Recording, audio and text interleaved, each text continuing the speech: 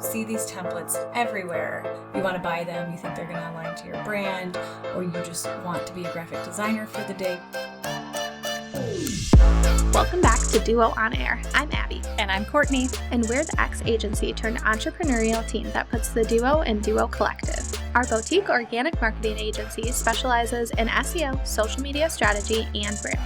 We're an everyday pair of business besties / marketing experts obsessed with helping our community learn more about what it takes to run a business. Which is why on Duo On Air, we're not holding anything back. We're giving you all the info we know about how to grow your business organically so you can be the confident CEO you were made to be.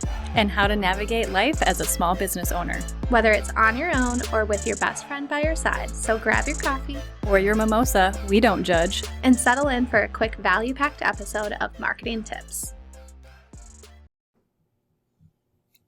Welcome back to the Duo On Air podcast. This is episode number 18, all about buying social media templates. So, I'm very excited to talk about this personally. Social media templates are everywhere. Everybody is selling them. There's Etsy, there's Creative Market, Content Hubs, Inside Memberships. You even see a ton of templates on Canva, Canva is great, but you see these templates everywhere and they're so exciting because you see them, they're beautiful, you want to buy them, you think they're going to align to your brand, or you just want to be a graphic designer for the day because everybody wants to be a graphic designer for the day. So you get really excited about them and you purchase them, or you just start going crazy with the ones that are available to you. And it can really put us in this rut if you start to think about it, which we're going to kind of break down here. But our eyes are automatically drawn to these new, pretty, and shiny things. So anytime we see these templates out there, we're just like immediately throwing them in our cart and ready to purchase. Trust me, I have also been there. So this is a thing for designers as well. But is this really going to help fix any of your problems? Probably not. And we're going to dive into that right now and how it's not going to fix your problems and what we can do to help you move forward with social templates. Yeah, so what are some things to watch out for if you're feeling the itch to buy a template bundle somewhere? So ask yourself a question. Is the reason why you're buying this template because you're struggling with what to post and you're thinking that a template might be able to guide new content ideas for you?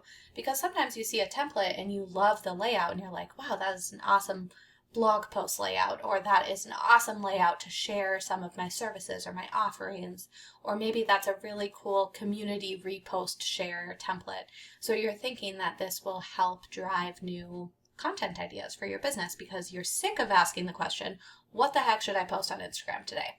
And this may help you in the short term, maybe. Maybe it gives you one idea here or there, but chances are that it is not going to create an endless amount of content ideas because what you are lacking here isn't something a template can fix. A template isn't going to fix a strategy. So you need a strong social strategy that helps answer the question, what should I post on Instagram? What does my audience want to hear from? How can I share my offerings in a way that resonates with my audience? You need those key strategy pillars to help you answer this question. A template isn't going to do that. Yeah, I would add on to that too. When we build out templates for our specific clients, we always, obviously, we only build templates if we start with that strategy. And the thing that we take into consideration when we're building those out is what is that template going to do for the strategy, or how does it align to the strategy? And we're always naming those templates as we build them. So when we hand them off to our clients, they're getting this beautifully built template that's on brand or is going to match the aesthetic of their feed. Plus it has that underlying strategy piece. So they know that when they're in their templates, this template is used specifically for this strategy piece. And, that isn't like tried and true rules. You don't have to stick to that necessarily, but it gives them a guidance on what the purpose of that template is and what it's going to do for them and how they should be using that. So when you think about these like Etsy's or Creative Markets, all you're getting is the template. You're not getting any sort of strategy built into that, which is something that is super important because like Abby said, these pretty templates aren't going to be, they could be a quick fix, but they're not going to help you in the long run. So the second thing to watch out for is, are you just looking for a makeover or a way to make your feed more aesthetic? Which I would say a lot of people probably are. They get tired of what they currently have, or they want something new and fresh and shiny, so they go to these templates. And templates can be great for that. They really can, but only if they are built for you specifically. So using templates that are out there in the wild that you can purchase, or all of the templates that are available to you on Canva, which is so very overwhelming, you really limit that originality on the platform. So going in and changing just the colors on these templates, because obviously you're not going to usually find one that's your brand color, so you can easily change that, which is great. But people are going to start to notice that. They're going to see that this template is used over and over again. They're going to see it used through multiple businesses, and that doesn't make you original. That doesn't make you unique. You're not standing out in the sea of Instagram if everybody has the same thing. So you really want to have these templates built specifically for you. And even just thinking about small design pieces, like the elements that you use within a template, like the shapes, the fonts, the colors, even just the tone overall on how they all collectively come together in your feed is so very important. And I think we tend to overlook that when we see this bucket of templates that we can just purchase.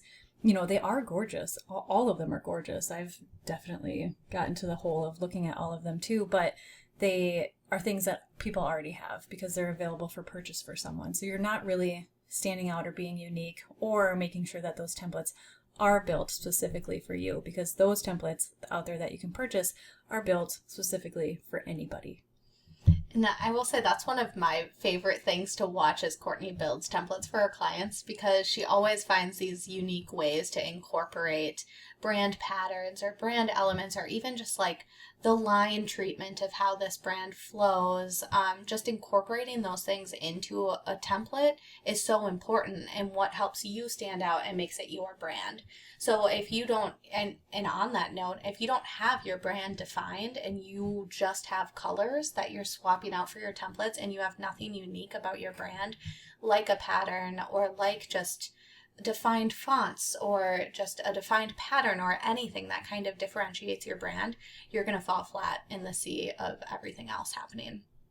So on that note, these templates that you're finding across all of the different places are made for the masses. Even if you find a unique sector, like, oh, these templates are perfect for realtors, or these templates are perfect for service-based businesses, or these are perfect templates for coaches. Yes, they work for those industries because of the content inside. So typically coaches are sharing content like testimonials. They're sharing content about the different, what they cover, what the itinerary is, so to speak, for your program, things like that. So they can build templates for that. But what they don't know is who your audience is, because you and your business is unique, and what you've built is unique and should be portrayed that way on Instagram. So you're losing that originality because you're just falling into the same content share ideas that your competitors are, and there's no uniqueness that's built for you. So the next big question is, who will templates work for? And there's a couple different people here, but one of them being branding experts looking to save time. So because we know what we're doing, we know how to take things such as, templates, elements, fonts, patterns, colors, photography, and make them work in specific spaces, doesn't mean that we always have the time to create everything from scratch. So if we see something that we think, if we see something in Canva, or if we see something on Etsy that we want to purchase, we always have the intention to most likely change it. We, especially brand experts, we can never just take something that it's already built for us and leave it the way it is, because that's not the way our brains work. So we can take it and we can tweak it a little bit, or if we see a vision for it and how it can come to life, we can purchase it. It's going to save us a little bit of time. We just do the tweaking so we don't have to build it all from scratch. So really, branding experts, again, looking to save time, templates are usually something that they can work with and run with. Another person is someone who's proficient in Canva. So we've seen this. And not me. I don't think I'm proficient in Canva, but it's not me. Like, this kind of goes back to the branding experts again, like the branding experts in Canva. So Canva is great. It really is great. And I think it's helped a lot of businesses, but they have so many templates and it is so overwhelming. You could probably scroll for days and the template would just keep it just keeps auto-populating new templates. I don't even know how they have that many. But I think what people do if they're not proficient in Canva or not an expert in Canva is they jump in there, they see a template they really like, and they're like, oh my gosh, I love this template. I'm going to use it for our brand. And then the next day they jump in and they're like, oh my gosh, now I love this template. I'm going to use it for our brand. So they keep doing that with all of these different templates. And then over the course of time, none of their templates are cohesive. Nothing makes sense on their feed. Nothing matches. And it's because they're going to all of these different templates in Canva that aren't cohesive with each other either. The great thing about Canva is sometimes you can find certain designers, and if you go to that designer's page, you can find different Canva templates that are all kind of in that same realm. So almost as if you buy a package from Etsy or something. But because there's so many different Canva designers and Canva templates, people don't usually jump into one specific artist or designer. They're just picking templates as they see them come and go. So that's a huge no-no. We don't like to see that. But so those that understand Canva really well and can see the bigger picture or how to manipulate something or change it to work for a brand is really ideal. Yeah, and I would say too, don't be afraid to reuse templates. Like if you go take a look at our feed, we reuse templates all the time. Yeah. It creates consistency across your brand. It's not, and we're not, there's different things you can tweak. Like obviously you tweak the copy on it. Sometimes we tweak the coloring. Sometimes we tweak the imagery behind it. There's different things we tweak to it to help grab your attention and grab your eye, but it's still uniquely Duo Collective. People know when they see it that they can resonate with our brand and it makes sense with our brand. So reusing templates is okay. Yeah, do it. I think a lot of people struggle with that. They think that they think that fresh new content needs to be a totally fresh new image that nobody's seen before, and that is totally not the case. I do not have that kind of time to sit down and make a brand new template every single day. So, we just have our bucket of templates that we use, and I just go in and update it for whatever that content piece is that aligns to our strategy, and that's how we do it. And if I do start to change templates, it's not overnight. It's kind of like we sprinkle them in. I'll send it to Abby. I'll be like, what do you think? She's like, great, because Abby never says things aren't great. And well, you're a great designer. Everything's beautiful. And then we start to, weave those in and sprinkle those in. So it's not a complete, switch overnight and just like this harsh adjustment. So yeah, just know that you don't have to use all of the different templates that are out there available to you. You can have a certain 6, 7, 10 that you always go to, and you just use those for a while. And people love that consistency and how it helps define your brand. Yeah, there's more to originality than just the image. Your post caption, the way you talk to your audience, the call to actions you have for your audience, how you engage with them off the platform, all of that is what makes you original and drives engagement. So just remember that it's not just about the image there. You need to be original in the way you're talking to your audience too. Yeah.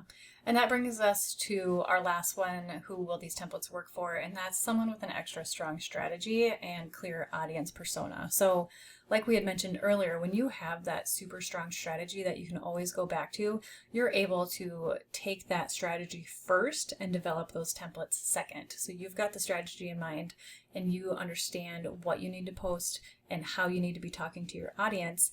And with that, you can build out these templates based on that strategy so it aligns to that strategy.